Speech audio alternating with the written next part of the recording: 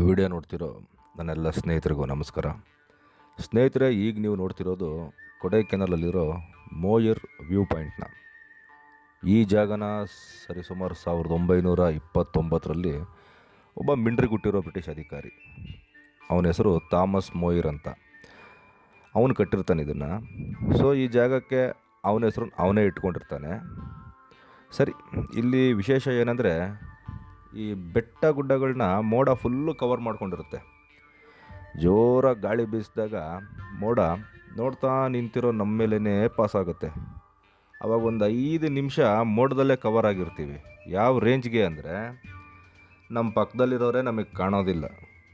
ಸರಿ, ಇಲ್ಲೂ ಒಂದು ವ್ಯೂ ಟವರ್ ಇದೆ, ಅಲ್ಲೇ ಹೋಗಿ ವಿಡಿಯೋ ಮಾಡೋಣ ಅಂತ ಹತ್ತಿರ ಹೋಗಿ ನೋಡ್ತೀನಿ.